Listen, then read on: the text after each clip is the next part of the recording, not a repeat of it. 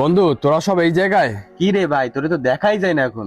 Phone দিলেও তো পাওয়া যায় না নবাবজাদা। কি রে ভাই, কিছু বলবি?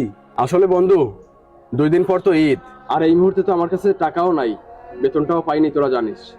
আর এখন যদি ঈদের বাজার করে নিয়ে বাসায় না যাই, তাদের ঈদটা তো মাটি হয়ে যাবে। আম্মা ফোন দিয়ে বললো ঈদের বাজার করে নিয়ে যাইতে।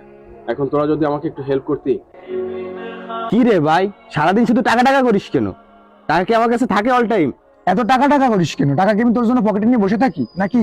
টাকা কি গাছে ফলে মিয়া? দিলে দিলে একটু টাকা টাকা করস কেন? তোর সাথে তো চলাফেরাই যাবে না মিয়া, জান যা। দূর মেয়ে, মন মেজাজই খারাপ করে দিল। মামা বাড়ি কাজ আছে, আমি বাড়ি চলে গেলাম। থাক তাই। আমার একটু কাজ আছে মামা, থাক তাইলে, যাই তাইলে। হ্যাঁ এই বেটা, কি মানুষের ভিতরে শুধু টাকা টাকা করিস? ওদের সঙ্গে টাকা চাইলে ওরা কি মনে করে বল? তোর বিকাশ চেক কর, বিকাশে টাকা মারিয়ে দিছি।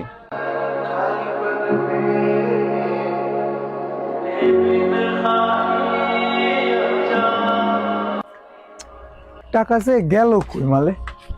হ্যাঁ দাঁড়া মামা। কি রে বন্ধু, সবার সামনে তুই টাকা টাকা করিস? তুই বুঝিস না সবার সামনে এভাবে কেউ টাকা চায়? বেটা আমি এমনিতেই গরিব মানুষ, ধর যা আছে নে।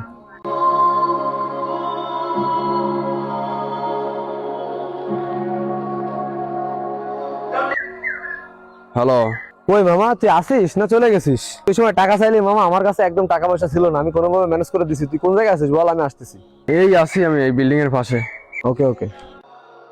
বন্ধু তুই এই জায়গায়? অনেক কষ্টে ম্যানেজ করছি বন্ধু, এটা তোর কাছে রাখ। আর ঈদ কেমন কাটাস অবশ্যই আমার জানাবি, ঠিক আছে? আর প্রয়োজন হলে আমার ফোন দিস, আমি বিকাশে আবার পাঠাতে চেষ্টা করবো। ভালো থাক তাইলে।